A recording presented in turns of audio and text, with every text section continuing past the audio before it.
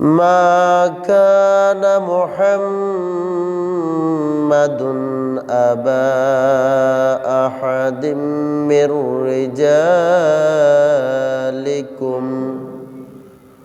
ولكن رسول الله وخاتم النبيين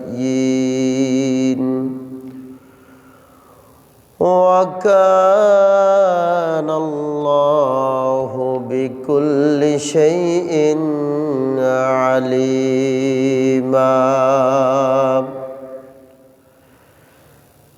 إن الله وملائكته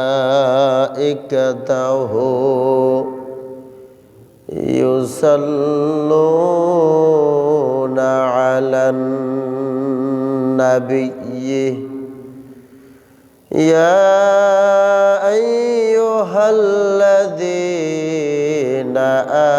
آمنوا صلوا عليه وسلموا تسليما اللهم صل على سيدنا وعلى آل سيدنا مولانا কোথায় আছেন দয়াল নবীজি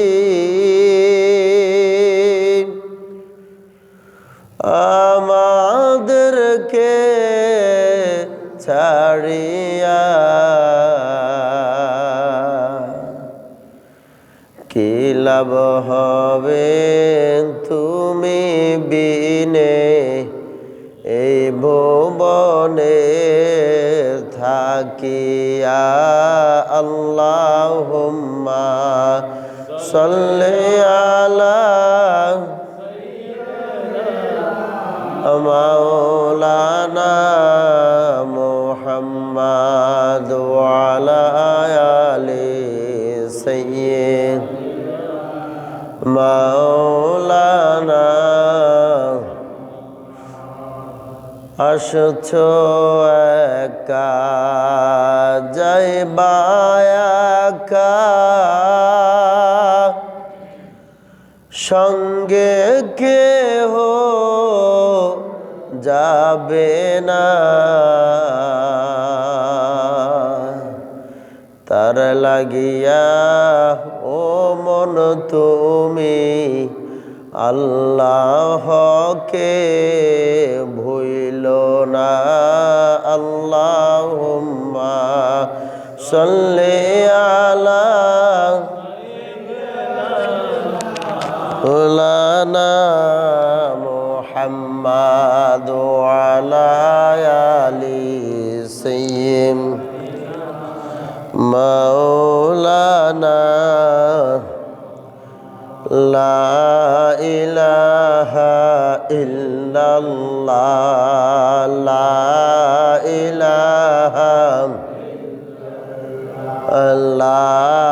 ইলাহা ইল্লাল্লাহ লা ইলাহা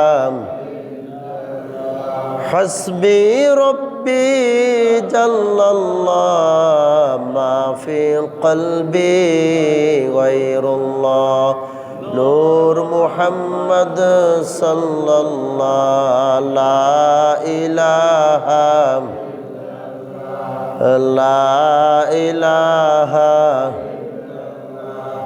লা ইলাহা লা ইলাহা ইল্লাল্লাহু মুহাম্মাদুর রাসূলুল্লাহ সাল্লাল্লাহু আলাইহি ওয়াসাল্লাম। মুআজ্জাজ মুহতারাম ওয়াজিবুল ইহতারাম, আমার সামনে উপস্থিত এবং পর্দার আড়ালের মা বোনেরা, সকলের প্রতি আমার আন্তরিক সালাম। আসসালামু আলাইকুম ওয়া রাহমাতুল্লাহি ওয়া বারাকাতুহু। সর্বপ্রথম মহান আল্লাহ পাকের দরবারে শুকরিয়া আদায় করি যে আল্লাহ পাক রাব্বুল আলামিন সালাতুল জুমা আদায় করার জন্য রজব মাসের সর্বশেষ জুমা যে আল্লাহ পাক ভালোবেসে সুস্থ রেখে সময় করে দিয়ে আমাদেরকে তার ঘরে আসার বসার এবং তার কদমে সেজদানত করার যে সুযোগ করে দিয়েছেন, ও মাওলা মনিবের দরবারে শুকরিয়া আদায় করে একবার চিৎকার দিয়ে বলি আলহামদুলিল্লাহ। তার সাথে সাথে হায়াতুন নবী, জিন্দা নবী, নূর নবী, রসুলে আরবি জিনাকে এই মাসে আল্লাহ পাক রাব্বুল আলামিন আরশ কুরসি লৌহ কলম ভ্রমণ করিয়ে আবার দুনিয়াতে প্রেরণ করেছেন। ওই নবীর তাজিমে সম্মানে আমরা একবার বলি সাল্লাল্লাহু আলাইহি ওয়াসাল্লাম। হাজরিন, ধারাবাহিক আলোচনা, আজকে তৃতীয় জুমার। প্রথমে আলোচনা করেছিলাম আল্লাহ পাক রাব্বুল আলামিন কেন প্রত্যেক নবীকে সান্ত্বনা দিতেন, কষ্টের পরে সান্ত্বনা দিতেন। বিশেষ করে আমাদের নবীকে আল্লাহর হাবিব সাল্লাল্লাহু আলাইহি সাল্লামকে আল্লাহ তাআলা এই মাসের মধ্যে মসজিদে হারাম থেকে মসজিদে আকসা পর্যন্ত ভ্রমণ করিয়েছেন। কোরআনের ভাষা যেটাকে বলে ইসরা, যেটাকে বলে কি ইসরা। আর মসজিদে আকসা থেকে একদম সপ্তম আসমান সিদরাতুল মুনতাহা, এটাকে বলে মেরাজ। এটাকে বলে কি মসজিদে হারাম থেকে মসজিদে আকসা, এটা হচ্ছে কি ইসরা, মানে ভ্রমণ। এটা কি ভ্রমণ, দুই শব্দ। এটা হচ্ছে মেরাজ আর এটা হচ্ছে কি ইসরা।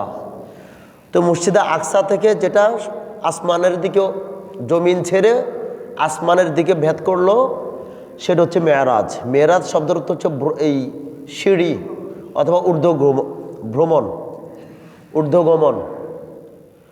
তাহলে আজকে আমার কথা হচ্ছে আল্লাহর হাবিব সাল্লাল্লাহু আলাইহি সাল্লাম মসজিদ আকসার মধ্যে সমস্ত নবীদেরকে নিয়ে নামাজ আদায় করলেন 2 রাকাত, সবার সাথে মুসাফা করলেন, কথাবার্তা হলো। সেখান থেকে হযরতে জিবরাইল আলাইহিস সালামের মাধ্যমে আবার তিনি প্রথম আসমানের মধ্যে পা বাড়ালেন। এই দুটো আপনাদের মনে আছে? আচ্ছা, তো আসমান হলো 7টা। কয়টা আসমান? 7টা আসমান।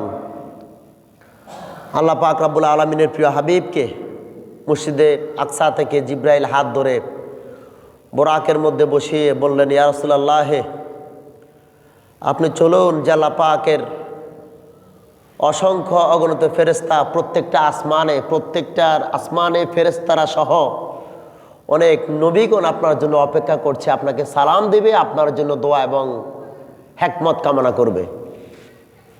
আল্লাহর হাবিব সাল্লাল্লাহু আলাইহি সাল্লামকে বুখারীর 349 নম্বর হাদিসের মধ্যে আসলো, জিবরাইল আলাইহিস সালামের সাথে যখন প্রথম আসমানে গেলেন, আসমানের ফেরেশতারা দরজার গেটের মধ্যে হযরতে জিবরাইলকে জিজ্ঞেস করলো যে তোমার সাথে এই মহান ব্যক্তি যিনি, ওনাকে কি আল্লাহকে ইনভাইট করেছেন, দাওয়াত করেছেন? হযরতে জিবরাইল বলল, হ্যাঁ, এই মহান ব্যক্তিকে আল্লাহ তাআলা ইনভাইট করেছেন, কাজে তার জন্য প্রথম আসমানের দরজা খুলে দাও। সুবহানাল্লাহ। তার মানে বুঝতে হবে এখানে একটা কথা, যেহেতু অনুমতি নিয়েছেন জিবরাইল রসুল প্রবেশ করার জন্য প্রথম আসমানে, তার মানে বুঝতে হবে আল্লাহর আইন, আল্লাহর রুলস অনেক শক্ত। আল্লাহর হাবিবকে যখন প্রথম আসমানের ফেরেশতা জিবরাইলের কথা শুনে দরজা খুলে দিলেন, দরজা খুলতে দেরি হযরতে ইব্রাহিম আলাইহিস সালাম, হযরতে আদম আলাইহিস সালামের সাথে প্রথম আসমানে আল্লাহ নবীর সাথে দেখা। সুবহানাল্লাহ। হযরতে আদম আলাইহিস সালাম হাসি মুখে নবীকে সালাম দিলেন। সালাম দিয়ে নবীজির সাথে মুসাফা করলেন, করে নবীজির জন্য দোয়া করলেন এবং আল্লাহর কাছে রহমত কামনা করেছেন। শুধু নবীর জন্য নয়, নবীর উম্মতের জন্য দোয়া কামনা করেছেন আল্লাহর কাছে হযরত আদম আলাইহিস সালাম। সুবহানাল্লাহ বলেন। দোয়া কামনা শেষে আল্লাহর হাবিব সাল্লাল্লাহু আলাইহি সাল্লাম আদম আলাইহিস সালামের চক্ষুর দিকে যখন তাকাতেন, মুখের দিকে যখন তাকাতেন, দুই রকমের চেহারা দেখতে পেতেন আদম আলাইহিস সালামের। এক প্রকার চেহারা হচ্ছে হযরত আদম আলাইহিস সালাম যখন ডান দিকে তাকাতেন, হযরত আদম আলাইহিস সালাম হাসতেন। সুবহানাল্লাহ বলেন। আবার আদম যখন বামে তাকাতেন, হযরতে আদম আলাইহিস সালাম কান্না করতেন। এই অবস্থা দেখে মনোযোগ হয়ে আল্লাহর নবী সাল্লাল্লাহু আলাইহি সাল্লাম জিব্রাইলকে প্রশ্ন করলেন, হে জিব্রাইল ভাই, আদম আলাইহিস সালাম যখন ডান দিকে তাকায় তখন তিনি হাসেন, হযরতে আদম যখন বামে তাকান তখন তিনি কাঁদেন, এমন করছে কেন হযরতে আদম আলাইহিস সালাম? আল্লাহর হাবিব সাল্লাল্লাহু আলাইহি সাল্লাম আমাদের প্রিয় নবীকে ডাক দিয়ে বলি, ইয়া রাসূলুল্লাহ, ডান দিকে যখন আদম আলাইহিস সালাম তাকান হাসেন, তখন তিনি দেখতে পান তার উম্মতরা জান্নাতের মধ্যে প্রবেশ করেছে। সুবহানাল্লাহ বলেন। এই জন্য আদম আলাইহিস সালাম হাসেন ডান দিকে তাকাইয়া। এই জন্য আমাকে একটু কথা বলেন, আপনারা আমার দিকে একটু লক্ষ্য করবেন। আচ্ছা, আমরা কি ডান দিকে যেতে চাই না বাম দিকে যেতে চাই হাসরের মাঠে? একটু সবাই একসাথে বলেন, ডানে যেতে চাই না বামে যেতে চাই? ডানে যেতে চাই। এই জন্য ডানে হচ্ছে আল্লাহর জান্নাত, ডান দিকে কি? আল্লাহর জান্নাত। এই জন্য আল্লাহ পাক রব্বুল আলামিন আমাদেরকে যেন কাল হাসরের মাঠে ডান পাশে যে দল তাদের অন্তর্ভুক্ত করেন, বলি আল্লাহুম্মা আমিন। তাহলে আদম আলাইহিস সালাম দেখতে পেতেন যে আমার একদল উম্মত বাম দিকের আল্লাহর বান্দাগুলি জাহান্নামের দিকে চলে যাচ্ছে, আর ডান দিকের বান্দাগুলি জান্নাতের দিকে যাচ্ছে। এর জন্য হযরতে জিব্রাইল নবীকে ডাক দিয়ে বলে, ইয়া রাসূলুল্লাহ, ডান দিকে যখন তাকায় আদম দেখেন অনেক বান্দারা জান্নাতের মালিক হয়েছে। এই খুশিতে আদম হাসেন, যেহেতু আমাদের জাতির পিতা, আমাদের আদি পিতা হযরতে আদম আলাইহিস সালাম। আর বাম দিকে যখন তাকাতেন তিনি জাহান্নামে দেখতে পেতেন অনেকগুলো আল্লাহর বান্দা জাহান্নামে চলে গেছেন। এই জন্য যখন যেদিকে তাকান ওদিকে তাকালে হাসতেন, আবার কান্না করতেন। হযরতে আদম আলাইহিস সালামের সাথে দেখা হলো, কথা হলো, আর দোয়া করেছেন উম্মতের জন্য, এবং আদম আলাইহিস সালাম তার নবীর জন্য দোয়া করেছেন। এরপরে চলে গেলেন দ্বিতীয় আসমানে। মনে থাকবে আপনাদের কোন আসমানে? তাহলে প্রথম আসমানে যে নবী ছিলেন তার নাম কি? হযরতে আদম আলাইহিস সালাম। হযরতে, আমি কিন্তু জিজ্ঞেস করব কোন আসমানে কোন নবী ছিল, এটা আপনাদের আজকে মুখস্থ রাখতে হবে। তাহলে প্রথম আসমানে ছিলেন হযরতে আদম, প্রথম আসমানে হযরতে আর আদম আলাইহিস সালাম ছিলেন। আর উনি যখন ডানের দিকে তাকাতেন জান্নাত দেখতে পেতেন, আর বামে যখন তাকাতেন জাহান্নাম দেখতে পেতেন। আর দেখা হয়েছে আমাদের নবীর সাথে। দ্বিতীয় আসমানে ছিলেন দুইজন নবী একসাথে। সুবহানাল্লাহ বলেন। দুইজন সম্পর্কে ছিল খালাতো ভাই। দুইজনের সম্পর্কে কি ছিলেন? হযরত আল্লাহর নবী সাল্লাল্লাহু আলাইহি সাল্লাম যখন দ্বিতীয় আসমানে উঠলেন, দ্বিতীয় আসমানে ওঠার সাথে সাথে একজন নবীর সাথে যিনি দেখালো তার নাম হযরতে ঈসা। তার নাম হযরতে কি? ঈসা আলাইহিস সালাম, যাকে আল্লাহ তাআলা আসমানে তুলে নিয়েছেন কিয়ামতের আগে আগে। আবার এবার একটা সহজ একটা সাধারণ জ্ঞান প্রশ্ন করে আপনাদেরকে, হযরত ঈসা আলাইহিস সালাম যে পৃথিবীতে আবার আসবেন, উনি তো নবী ছিলেন। কি ছিলেন? দুনিয়াতে থাকা অবস্থায় কি ছিলেন? উনি মৃত্যুবরণ করেন নাই। উনি আবদার করেছেন, আল্লাহ আমাদের নবীদের চাইতে হযরত মুহাম্মদ সাল্লাল্লাহু আলাইহি সাল্লাম, মানে আমাদের দাম বেশি, সম্মান বেশি। আলহামদুলিল্লাহ বলেন।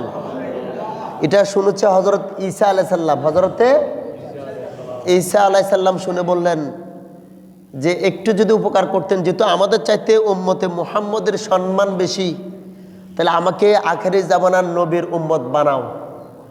আল্লাহ বললেন, এটা তো সম্ভব নয়, তুমি তো দুনিয়াতে চলে এসেছো নবী হিসাবে, এখন আমি তো তোমাকে উম্মত বানাতে পারবো না। তখন বললেন, আল্লাহ তুমি আমাকে আসমানে তুলে নাও। আমাকে আসমানে তুলে নাও। আখিরি জামানার নবী যখন পৃথিবীতে আসবেন, তিনি আসার পরে যে কোনো সময় তুমি আমাকে আবার দুনিয়াতে পাঠাইও, তাহলে আমি নবীজের উম্মত হতে পারবো। সুবহানাল্লাহ বলেন। এটা ছিল ঈসা আলাইহিস সালামের একটা আত্মতৃপ্তি। আর আরেকটা হচ্ছে ঈসা আলাইহিস সালাম সবচেয়ে বড় জিনিস, ঈসা আলাইহিস সালামকে আল্লাহ পৃথিবীতে পাঠিয়েছেন একটা হিকমতের মাধ্যমে। তার বাবা ছিল, অর্থাৎ বাবা ছাড়া পৃথিবীতে এসেছেন। এটা একমাত্র কার পক্ষে সম্ভব? আল্লাহর পক্ষে সম্ভব। এটা নিয়ে কথা বলার কোনো দরকার। এখন একটা সাধারণ যেটা বললাম, তাহলে ঈসা আলাইহিস সালাম কি নবী হিসেবে আসবেন না উম্মত হিসেবে আসবেন? একটু জোরে বলেন, কি হিসেবে আসবেন? সে আকীদা বিশ্বাস আমাদের আছে। তাহলে দেখা হলো দ্বিতীয় আসমান। কততম আসমানে আছি আমরা? দ্বিতীয় আসমানে, যেখানে দুইজন নবীর সাথে আল্লাহর সাক্ষাৎ হলো। একজন নবী হচ্ছে হযরতে ঈসা আলাইহিস সালাম, আরেকজন নবী হচ্ছেন হযরত ইয়াহিয়া আলাইহিস সালাম। হযরতে তাদের সাথে দেখা হলো, কথা হলো। তারাও নবীজির জন্য দোয়া করলেন এবং আমাদের জন্য দোয়া করেছেন। আলহামদুলিল্লাহ বলেন। আমার বন্ধুরা, দ্বিতীয় আসমান ভেদ করে যখন তৃতীয় আসমানের মধ্যে উঠলেন, তৃতীয় আসমানের মধ্যে সাক্ষাৎ হলো হযরতে ইউসুফ আলাইহিস সালামের সাথে। কার সাথে দেখা? জিবরাইল তৃতীয় আসমানের অনুমতি নিলেন। ও ফেরেশতা, তৃতীয় আসমানের দরজা খুলে দাও। আখিরে জামানার নবী প্রথম আসমান দ্বিতীয় আসমান ভেদ করে তৃতীয় আসমানের সামনে এসেছে। যখন ফেরেশতাকে বলল তুমি দরজা খুলে দাও, হযরত ফেরেশতারা যখন তৃতীয় আসমানের দরজা খুললেন, দেখা হলো হযরত ইউসুফ আলাইহিস সালামের সাথে। হযরত ইউসুফ আলাইহিস সালামের সাথে যখন দেখা হলো, হযরত ইউসুফ আলাইহিস সালাম দূর থেকে সালাম দিলেন আল্লাহর নবীকে, আসসালাতু ওয়াসসালামু আলাইকা ইয়া রাসূলুল্লাহ, আসসালাতু ওয়াসসালামু আলাইকা ইয়া হাবিবাল্লাহ, আহলান সাহলান ইয়া নবী আল্লাহ। হযরত ইউসুফ আলাইহিস সালামের সাথে দেখা হলো। ইউসুফ আলাইহিস সালাম সালাম দিলেন, তার জন্য দোয়া করলেন। আল্লাহর হাবিব সাল্লাল্লাহু আলাইহি সাল্লাম জিবরাইলকে প্রশ্ন করলেন, জিবরাইল, দূর থেকে আমাকে সালাম দিচ্ছে এই নবীর নাম কি? দেখতে এত সুন্দর।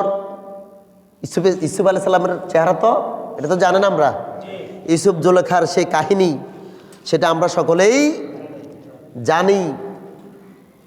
আল্লাহর হাবিব জিবরাইলকে বলল, এত সুন্দর চেহারার মালিক, এত সুন্দর চেহারার অধিকারী এই নবীর নাম কি? হযরতে জিবরাইল বলে, ইয়া রাসূলুল্লাহ, এই নবীর নাম হচ্ছে হযরতে ইউসুফ আলাইহিস সালাম, যাকে আল্লাহ তাআলা দুনিয়ার অর্ধেক সুন্দর চেহারা দিয়ে তাকে বানাইছে। সুবহানাল্লাহ। দুনিয়ার অর্ধেক সৌন্দর্য হযরতে ইউসুফ আলাইহিস সালামকে আল্লাহ দিয়েছেন।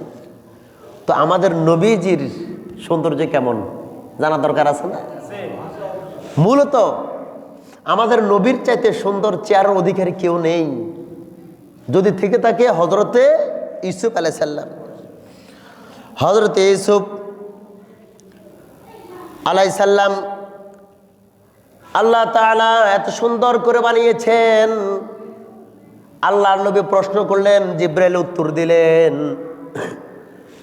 হযরত ইউসুফকে যদি কোনো নারী দেখতে পেত, যদি ফল কাটা অবস্থায় থাকতো, ইউসুফ আলাইহিস সালামের দিকে তাকাতো আর অন্যদিকে ফল কেটে নিজের আঙ্গুল সহ কাটতো। সুবহানাল্লাহ বলেন। এত চেহারার নূরের চেহারার অধিকারী ছিলেন, সৌন্দর্যের অধিকারী ছিলেন। হযরত ইউসুফ আলাইহিস সালাম ছিলেন দুনিয়ার মধ্যে সবচাইতে সুন্দর মানুষ, তবে আল্লাহর নবীর পরে। আল্লাহর নবীর আমার বন্ধুরা, বারা ইবনে আজিব রাহমাতুল্লাহি আলাইহি নবীজির সৌন্দর্য কেমন যদি একটু ছোট্ট করে আমি যদি বলি, 3512 নম্বর হাদিস, বুখারীর বর্ণনা। বারা ইবনে আজিজ রাহমাতুল্লাহি আলাইহি কে একজন লোক প্রশ্ন করলো, আজিজ আল্লাহর নবীর চেহারা দেখতে কেমন? চাঁদের মতো না তলোয়ারের মতো? বারা ইবনে আজিব রহমতুল্লাহ আলাই বললেন, ও সাহাবা, নবীজির সাথে কারো তুলনা হয় না। নবীজির চেহারা মোবারক হচ্ছে চাঁদের চাইতে সুন্দর। সুবহানাল্লাহ বলেন। চাঁদের চাইতে সুন্দর। এত সুসজ্জিত ছিলেন চেহারা মোবারক নবীজির, যে চেহারা দেখলে পরে আল্লাহ এবং মৃত্যুর কথা স্মরণ হতো আমার নবীজির। সুবহানাল্লাহ। আল্লাহর হাবিব সাল্লাল্লাহু আলাইহি সাল্লাম ইউসুফ আলাইহিস সালাম থেকে বিদায় নিলেন। কততম আসমানে আছি আমরা বলতে পারবেন? কততম আসমানে ইউসুফ আলাইহিস সালাম? কততম আসমানে? হ্যাঁ, খেয়াল রাখবেন তো। তৃতীয় আসমানে। কত আসমানে? প্রথম আসমানে কে ছিলেন? হযরতে।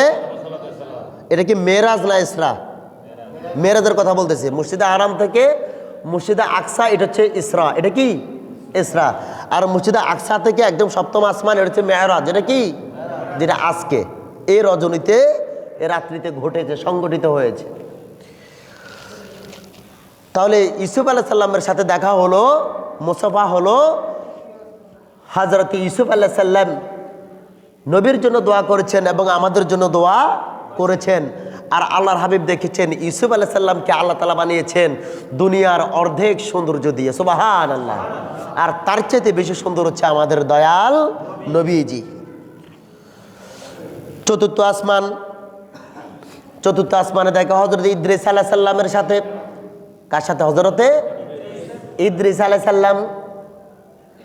হযরত ইদ্রিস আলাইহিস সালামের সাথে দেখা হওয়ার পরে হযরত ইদ্রিস আলাইহিস সালাম আল্লাহর নবীর জন্য দোয়া করেছেন এবং তার উম্মতের জন্য দোয়া করেছেন। আর নবীর কদমে সালাম ভিজিয়েছেন। সব নবী সালাম দিয়েছেন নবীকে। সকল নবী সালাম দিয়েছেন, ইয়া রাসূলুল্লাহ, আল্লাহ তাআলার পক্ষ থেকে আপনার জন্য রহমত বর্ষিত হোক, আপনার উম্মতের উপরে রহমত বর্ষিত হোক।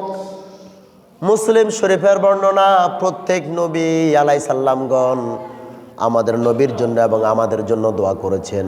আমাদের জন্য দোয়া করেছেন। এমনি করে পঞ্চম আসমানে যখন ভেদ করলেন, সে পঞ্চম আসমানের ফেরেশতা দাঁড়িয়ে আছে দরজার গেটের মধ্যে। জিবরাইল বলল, ফেরেশতা দরজা খুলে দাও, ওই মহান মানব আজ আল্লাহর সাথে সাক্ষাৎ করবেন। যখন পঞ্চম আসমানের মধ্যে আল্লাহর হাবিব কদম দিলেন, দরজা যখন খুললেন, তখন সঙ্গে সঙ্গে দেখতে পেলেন হযরতে হারুন আলাইহিস সালামকে। সুবহানাল্লাহ বলেন। কার সাথে দেখা? হযরতে হারুন আলাইহিস সালাম। হযরতে হারুন আলাইহিস সালাম। হযরত হারুন আলাইহিস সালামের সাথে সাক্ষাতের পরে হারুন আলাইহিস সালাম সালাম দিলেন, আসসালাতু ওয়াসসালামু আলাইকা ইয়া রাসূলুল্লাহ। ও নবীজি, আপনার উপর সালাম, আপনার উম্মতের উপর সালাম। হযরতে হারুনের সাথে দেখা হলো পঞ্চম আসমানে, কথা হলো, মুসাফা হলো, মুআনাকা হলো। আল্লাহর হাবিব সাল্লাল্লাহু আলাইহি সাল্লাম হারুন আলাইহিস সালামের সাথে সাক্ষাতের পরে উঠলেন ষষ্ঠ আসমানে। কত আসমানে? ষষ্ঠ আসমানে। ষষ্ঠ আসমান যখন উঠলেন, আসমানের ফেরেশতাকে বললেন, দরজা খুলে দাও। দরজা খুলে দেওয়ার সাথে সাথে আল্লাহর হাবিব সাল্লাল্লাহু আলাইহি সাল্লাম দেখলেন হযরত মুসা কালিমুল্লাহকে। সুবহানাল্লাহ বলেন। হযরতে মুসা কালিমুল্লাহ আল্লাহর একজন প্রিয় বান্দা ছিলেন। নবীদের মধ্যে সবচাইতে একটু পাওয়ারফুল নবী ছিলেন হযরত মুসা। সকল প্রাণীর ভাষা এই মুসা আলাইহিস সালাম বুঝতেন। সুবহানাল্লাহ বলেন। আল্লাহ তাকে এমন ক্ষমতা দিয়েছেন, সকল প্রাণীর ভাষা উনি বুঝতেন, গাছগাছালির ভাষা বুঝতেন, বিভিন্ন প্রাণীর ভাষা বুঝতেন, আর যাকে যেটা বলতেন সেটা হয়ে যেত। হযরত মুসার সাথে দেখা, ওই আসমানের ফেরেশতারা নবীকে সালাম দিতে লাগলো। আর মুসা বলল, আমি দুনিয়া থেকে আসার পরে ষষ্ঠ আসমানে অনেকদিন যাবত বসবাস করছি, এতদিন কোনোদিন দেখিনি আসমানের ফেরেশতাগুলি এত ব্যস্ত থাকে, এত খুশি। কিন্তু আজকে এই দিনে নবী আপনাকে পেয়ে সবচেয়ে বেশি খুশি হয়েছে আসমানের ফেরেশতারা। কারা? আসমানের ফেরেশতারা খুশি, তারা গান গাইতে লাগলো, গান গাওয়া শুরু করেছে সবাই। এই জন্য আমাদের একজন কবি লিখেছেন, দিকে দিকে হাসি লোকে লোকে খুশি, মিলন বিনা যে রে, চলছেন নবী মিরাজে। দিকে দিকে হাসি লোকে লোকে খুশি, মিলন বিনা বাজে রে, চলছেন নবী মিরাজে। সবাই খুশি। নবীজি যখন মিরাজে 1 পা 2 পা 3 পা করে করে যখন যাচ্ছেন, প্রথম আসমান, দ্বিতীয় আসমান, তৃতীয় আসমান ভেদ করে, কুল কায়নাতের সবাই খুশি এবং প্রত্যেকটা আসমানের ফেরেশতারাও খুশি। মারহাবা বলেন। এই লাইনের বাক্যাংশ হচ্ছে, মৌ মৌ গন্ধে ভরপুর চারিদিক, মারহাবা মারহাবা কলতান, উসলিত কাউসার জান্নাত দ্বার, সব খুলিয়া দিয়াছে রিদওয়ান, ডাকে বারি তাআলা মাহবুবে আলা, এসো গো মোর দরবারে, চলছে নবী মিরাজে। মারহাবা বলেন। দাওয়াত দিয়েছেন আল্লাহ, দাওয়াত গ্রহণ করেছেন আমাদের নবী। এক এক করে করে প্রথম আসমান, দ্বিতীয় আসমান, তৃতীয় আসমান, চতুর্থ আসমান, পঞ্চম আসমান, ষষ্ঠ আসমানে পৌঁছে গেলেন। ষষ্ঠ আসমানে গিয়ে দেখা পেলেন হযরত মূসা কালিমুল্লাহর। আল্লাহর হাবিব বললেন, কোরআনের মধ্যে মূসা কালিমুল্লাহর নাম শুনেছি, চোখে দেখি নাই। মূসা আলাইহিস সালামের সাথে মুসাফা হলো। আল্লাহর হাবিব সাল্লাল্লাহু আলাইহি সাল্লামকে মূসা আলাইহিস সালাম জড়িয়ে ধরে চোখের পানি ছেড়ে দিয়েছেন আর দোয়া করেছেন, আল্লাহ তোমার কদমে লাখো কোটি শুকরিয়া, যে নবীকে আসমানে ইনভাইট করে তুমি তার মর্যাদা বাড়িয়ে দিয়েছো। সুবহানাল্লাহ। হযরত মূসার সাথে দেখা শেষ। মূসা আলাইহিস সালামের সাথে দেখা হওয়ার পরে মূসা দোয়া করলেন তার জন্য এবং আমাদের জন্য। সকল নবী দোয়া করেছেন। কি ভাগ্য আমাদের। কিন্তু আজকে আমরা এত অলস, এত ব্যস্ত, এত মন ভোলা, আমরা কোন পথে হাঁটছি নিজেরও জানি। মন ভুলে তুমি ইহকাল পরকাল ভুলে যাচ্ছ। দুনিয়ার মোহে পড়ে তুমি রাসূলুল্লাহর রেখে যাওয়া দিন ভুলে যাচ্ছ। দুনিয়ার মোহে পড়ে তোমার সারা জীবন যেখানে বসবাস করা লাগবে সেটাও তুমি ভুলে যাচ্ছ। মুসলমান, একটু চিন্তা করতে হবে, কারণ মৃত্যুর পরে বিশাল একটা জগৎ তোমাকে পাড়ি দিতে হবে। এই যে সমস্ত নবীগণ দোয়া করতেছেন, এমনি করতেছেন না, আমাদের জন্য রিস্ক আছে বিদায় সমস্ত নবীরা আমাদের জন্য দোয়া করেছেন, যাতে করে আল্লাহ পাক আমাদেরকে, আমরা যদি বিপদে পড়ে যাই, কষ্ট পাবেন সর্বপ্রথম আমাদের নবীজি। কথা বলেন ঠিক কিনা? তো নবীজি যদি কষ্ট পান তাহলে তামাম নবীগণ আল্লাহর এই নবীর কষ্টে কি তারা সুখে থাকতে পারবে? এই জন্য নবীগণ নবীর জন্য দোয়া করতেন আর আমাদের জন্য দোয়া করতেন। মারহাবা বলেন। এর জন্য আমরা আল্লাহর কাছে দোয়া করতে হবে, দু হাত তুলে নিজের জন্য ক্ষমা চাইতে হবে। যেমন করে হযরত আদম আলাইহিস সালাম আল্লাহর কাছে মাপ চাইছেন। হযরত আদম বলছেন, রব্বানা যালামনা আনফুসানা ওয়া ইল্লাম তাগফির লানা, জানেন তো এটা? এই দোয়াটা জানেন? এই দোয়াটা হযরত আদম আলাইহিস সালামের দোয়া। রব্বানা, হে আমাদের রব, যালামনা, জুলুম করেছে আমাদের উপরে, আনফুসানা, আমাদের নফসের উপরে। আল্লাহ, আমি আমার নফসের উপরে অত্যাচার করেছি, জুলুম করেছি রে আল্লাহ, মেহেরবানি করে আমাকে মাফ করে দাও। জীবনে আর অন্যায় করব না, ভুল করব না, পাপ করব না। আল্লাহ যখন জান্নাত থেকে আদমকে বের করে দিলেন, 300 বছর কাদার পরে আল্লাহ আদমকে যখন মাফ করছে না, সর্বপ্রথম আদম আল্লাহর কাছে হাত তুলে বললেন, রব্বানা যালামনা আনফুসানা, আল্লাহ মাফ করে দেন, জীবনে আর পাপ করব না, অন্যায় করব না, গুনাহ করব না, ভুল করব না। আল্লাহ সঙ্গে সঙ্গে আদমের এই দোয়া কবুল করেছে।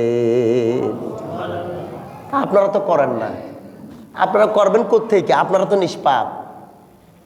আপনারা আল্লাহর কাছে হাত তুলে আপনাদের চোখে তো পানি আসে না, আপনারা নিষ্পাপ। আপনারা সেজদা পড়লে কান্নাকাটি করেন না, কারণ আপনারা নিষ্পাপ। আপনারা কবরের কথা চিন্তা করেন না, কারণ আপনারা মরবেন না কোনোদিন। আপনারা কবর দেখলে ভয় পান না, কবরকে দেখলে মনে হয় এটা আমাদের শ্বশুর বাড়ি। কবরের পাশ দিয়ে হাঁটলে আল্লাহ নবী দেখে দেখে কাঁদতেন, কবরের দিকে তাকাইলে কাঁদতেন, চোখ দিয়ে পানি চলে আসতো নবীজির। কারণ নবীজি বলতেন, তোমরা কবরের কাছে বেশি বেশি যাবে, যে কবর দেখবে তার মৃত্যুর কথা স্মরণ। মুসলমান আমাদের সেটা হয় না। আজানের ধ্বনি শুনলে দিল নরম হয় না, কোরআন তেলাওয়াত শুনলে অন্তর নরম হয় না। অন্যায় করার পরে, পাপ করার পরে আমাদের অনুশোচনা হয় না, তাহলে বুঝতে হবে আমাদের গুনার পাল্লা ভারী হয়ে গেছে, ঠিক কিনা? পাপ আমাদেরকে এমনভাবে ঘিরে রেখেছে, অন্যায় করে পাপ করে অনুশোচনা হয় না, খুব খারাপ লক্ষণ, খুবই খারাপ লক্ষণ। এই জন্য মৃত্যুকে স্মরণ করতে হবে। ওয়ালা তামুতুন্না ইল্লা ওয়া আনতুম মুসলিমুন। আল্লাহ কোরআনে বলেছেন, মুসলমান না হইয়া কবরে আসিও না, না না, মুসলমান না হয়ে কবরে আসিও না। এটা না করছেন আল্লাহ। এবার মুসলমান কেমন হওয়া যায় সেটা ভাবতে থাকেন, আর হইলে পরে আপনি কবরে যান, সমস্যা। তাহলে আমার বন্ধুরা, 6ষ্ঠ আসমানে মুসা আলাইহিস সালামের সাথে দেখা, বিদায় নিলেন মুসা কালিমুল্লাহ থেকে, আবার উঠলেন 7ম আসমানে। 7ম আসমানে ফেরেশতা থেকে অনুমতি নিয়ে যখন দরজাটা খুলে দিলেন, আল্লাহর হাবিব দেখলেন 7ম আসমানে আমাদের জাতির পিতা হযরত ইব্রাহিম আলাইহিস সালাম বসে আছেন। সুবহানাল্লাহ। বাইতুল মামুরের সাথে হেলাল দিয়ে হযরত ইব্রাহিম আলাইহিস সালাম বসে আছেন। নাম কি বলছে বলুন তো? বাইতুল।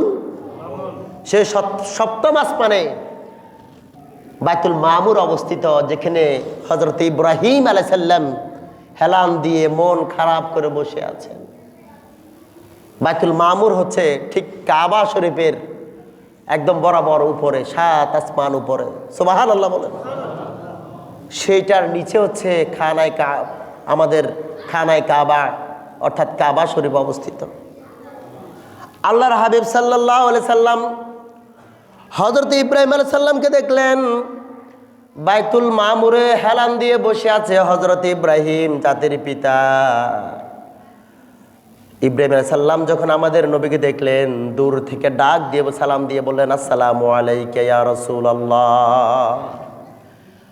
হযরত ইব্রাহিম আলাইহিস সালাম সালাম দিলেন আমার নবীকে, আবার সালাম দিয়ে বললেন, আসসালাতু ওয়াসসালামু আলাইকা উম্মাতিকা, হে নবী আপনার উম্মতের জন্য সালাম, আপনার উম্মতের জন্য সালাম। ইব্রাহিম আলাইহিস সালামের সাথে 7ম আসমানে আল্লাহর হাবিব যখন গেলেন, উম্মতের জন্য বহুত কথা নবীকে পাশে বসাইয়া হযরতে ইব্রাহিম আলাইহিস সালাম নবীকে বলেছেন, এটা নবী আপনার উম্মতকে বলবেন, এটা আপনার উম্মতকে বলবেন, এটা আপনার উম্মতের কানে পৌঁছাবেন আমার পক্ষ থেকে। সুবহানাল্লাহ বলেন। কি কি বলছে দুই একটা বলবো, তার আগে আরেকটা কথা বলি। হযরত ইব্রাহিম আলাইহিস সালাম কি পিতা? আমাদের মুসলমানদের জাতির পিতা, মুসলমানের জাতির পিতা হযরত ইব্রাহিম। ওই বাইতুল মামুরের উপরে ছোট ছোট বাচ্চাদেরকে নিয়ে হযরত ইব্রাহিম আলাইহিস সালাম ক্লাস নিচ্ছেন, তাদেরকে পড়াচ্ছেন, তাদের সাথে খেলাধুলা করছেন। কততম আসমানের কথা বলতেছি? জোরে বলো না ভাই। সপ্তম আসমান। এটা মনে রাখেন না, সপ্তম আসমানে যিনি থাকেন ওই নবীর নাম কি? কিরে ভাই, এটা কি কোনো স্লোগান নাকি? রাজনৈতিক তো স্লোগান না, তো কোরআনের স্লোগান, কোরআনের শব্দের উত্তর, নবীদের কথার উত্তরে তা আসতে হবে নাকি? সপ্তম আসমানে কোন নবী? এখানে এতগুলো মানুষ, আপনাদেরকে কি করা দরকার আল্লাহ ভালো জানে। সপ্তম আসমানে কে থাকেন? আর জোরে বলেন কে? আবার বলেন কে? আরেকবার বলেন কে? হযরত ইব্রাহিম আলাইহিস সালাম সপ্তম আসমানে, আর প্রথম আসমানে হযরতে আদম আলাইহিস সালাম। মাঝখানের গুলা ভুলে গেলে যান, তো প্রথমটার শেষটা বলা দরকার। কথা বুঝছেন? দরকার নাই, দরকার ভুলার দরকার নাই, ভুলার দরকার আছে না, এটা বুঝতে হবে কথা। ভুলার দরকার। প্রথম আসমানে হযরত আদম, প্রথম আসমানে কে? হযরতে। আর সপ্তম আসমানে হযরতে, মনে থাকবে তো? আচ্ছা ঠিক আছে, তাহলে সপ্তম আসমানে দেখা হযরত ইব্রাহিম আলাইহিস সালামের সাথে। ইব্রাহিম আলাইহিস সালাম হচ্ছে জাতির পিতা, জাতির। এখন বাবা আদম থেকে শুরু করে আজ পর্যন্ত কিংবা কিয়ামত পর্যন্ত যত ছোট ছোট মাসুম বাচ্চারা, নিষ্পাপ নাবালেগ যারা দুনিয়া থেকে বিদায় হয়েছে, তারা হচ্ছে হযরত ইব্রাহিম আলাইহিস সালামের কাছে। মারহাবা বলেন। তারা কার কাছে? ঢাকাতে যে একটা স্কুলে দুর্ঘটনা ঘটলো, আমি বলেছি যে কারো ছোট সন্তান যদি মারা যায়, দুনিয়াতে আসছে 1 ঘন্টা, 3 দিন বা 4 দিন, 1 সপ্তাহ জীবিত ছিল, তারপর মারা গিয়েছে, অবশ্যই এই গ্যাপ পূরণ করার মতো নয়। তবে একদিকে যেমন কষ্টের, অন্য দিক দিয়ে এটা আনন্দের। কেমনে আনন্দের শুনেন। সপ্তম আসমানে আল্লাহর হাবিব উঠলেন, ইব্রাহিম আলাইহিস সালাম মামুর, বাইতুল মামুরের সাথে হেলান দিয়ে বসে আছেন, আর ছোট ছোট শিশুদের সাথে ইব্রাহিম আলাইহিস সালাম খেলাধুলা করছেন। মারহাবা বলেন। আল্লাহর হাবিব জিব্রাইলকে আবার প্রশ্ন করলেন, কে এই নবী ছোট ছোট মাসুম ছেলেদের সাথে খেলছে, যারা দুনিয়াতে বাবাকে বাবা বলে ডাকতে পারে নাই, মাকে মা বলে ডাকতে পারে নাই, যাদের দুনিয়াতে কোনো গুনাহ নাই, আল্লাহ অল্প বয়সে মায়ের কোল খালি কইরা বাবার কোল খালি কইরা নিয়ে গেছে। এই ছোট ছোট মাসুম বাচ্চাগুলি কোত্থেকে আসলো? হযরত জিব্রাইল ডাক দিয়ে বলে, ইয়া রাসূলুল্লাহ, দুনিয়াতে ওই সমস্ত বাচ্চাগুলি যারা অল্প বয়সে মায়ের কোল খালি কইরা মাটির মধ্যে কবরস্থ হয়েছে, তারা মূলত কবরে যায় নাই, তারা হযরত ইব্রাহিম আলাইহিস সালামের কাছে এসে তারা খেলাধুলা করে। সুবহানাল্লাহ। শুধু খেলাধুলা করে না, হাদিসের মধ্যে আসছে ইব্রাহিম আলাইহিস সালাম, আমরা যেরকম ছেলে মেয়েকে পড়াই, প্রথম, দ্বিতীয়, তৃতীয়, চতুর্থ, পঞ্চম, ষষ্ঠ, সপ্তম কামিল পাস করাই, হযরত ইব্রাহিম আলাইহিস সালাম ছেলে মেয়েদেরকে এইভাবে, ছোট ছেলেদেরকে এইভাবে পড়াচ্ছেন। মারহাবা বলেন। এভাবে পড়াচ্ছেন। আমাদের পড়ায় ভুল হতে পারে, দুনিয়াবি আলেম ওলামার পড়ার ভুল হতে পারে, আমরা যারা দুনিয়াতে মানুষ হচ্ছি আমাদের ভুল হতে পারে। হযরত ইব্রাহিম আলাইহিস সালামের পড়ার মধ্যে কোনো ভুল নাই। কাজে নিশ্চিন্তে আপনার ওই ছোট ছেলেটা, যখন আপনি জান্নাতে যাইতে পারছেন না, জান্নাতে জাহান্নামের গেটে দাঁড়িয়ে আছেন, ওই নিষ্পাপ ছেলেটা যেটাকে রেখে, আপনাকে রেখে চলে গিয়েছে, ওই ছেলে দাঁড়িয়ে যাবে, আমার বাবা কোথায়? সুবহানাল্লাহ বলো। এর জন্য হতাশ হওয়ার কোনো কিছু নাই, ধৈর্য ধরতে হবে। কোনো বাবার কোল যদি খালি হয়ে যায়, কোনো মায়ের কোল যদি খালি হয়ে যায়, আর ওই ছেলে মেয়ে যদি নিষ্পাপ হয়, ওই ছেলে আপনার জন্য জান্নাতের খুঁটি হিসেবে কাল মাঠে দাঁড়িয়ে যাবে। এই জন্য ধৈর্য রাখবেন। বিপদে আপদে ছেলে সন্তান মারা গেলে ধৈর্য রাখবেন। আমার বন্ধুরা, হযরতে ইব্রাহিম সাল্লাম এই সমস্ত ছেলে মেয়েদের সাথে খেলছেন, খুনছুটি খেলছেন, ফুলের মালা গাচ্ছেন, দোয়া পড়তেছেন, কালাম পড়তেছেন, আল্লাহর জিকির করছেন। ওই বাইতুল মামুর এমন একটা জায়গা যেখানে দৈনিক 70,000 ফেরেশতা উঠে। দৈনিক 70,000 ফেরেশতা দেখেন, দৈনিক 70,000 ফেরেশতা একবার প্রবেশ করে। হাদিসের মধ্যে আসছে যে 70,000 ফেরেশতা একবার প্রবেশ করে, কিয়ামত পর্যন্ত ওই ফেরেশতা আর বাইতুল মামুরে প্রবেশ করার সেই সুযোগ পাবে। কত লক্ষ ফেরেশতা আল্লাহ পাক রব্বুল আলামিন সৃষ্টি করেছেন, মারহাবা বলেন।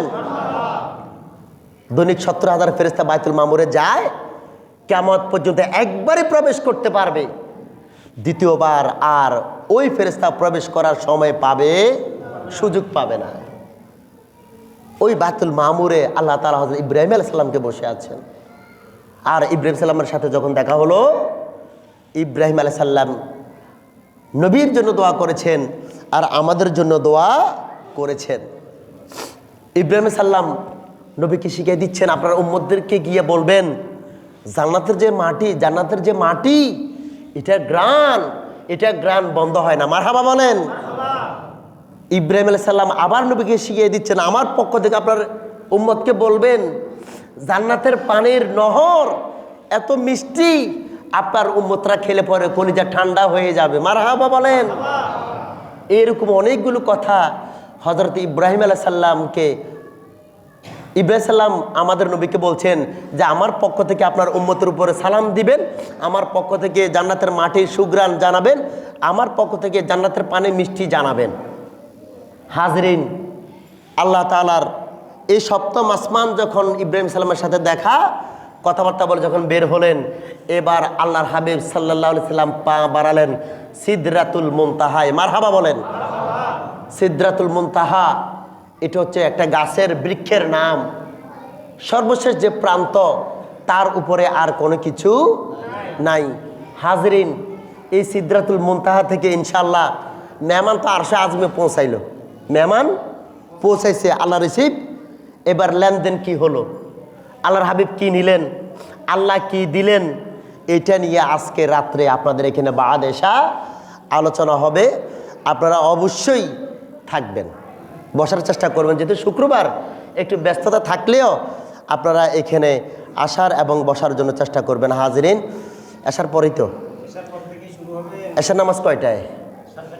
7:30টায় আসার জামাত। আপনারা এখানে মোটামুটি আসার জামাতে শরীক হবেন। পর বেশি দেরি করবো না, যেহেতু রাত, আমরা শেষ করে দিব। আর গত সপ্তাহের জুমার কালেকশন হয়েছে 1550 টাকা। আল্লাহ সকলের দান সদকাকে কবুল করুক বলে আল্লাহুম্মা আমিন। যারা সুন্নত পড়ে না, মেহেরবানি করে সুন্নত পড়ে নি।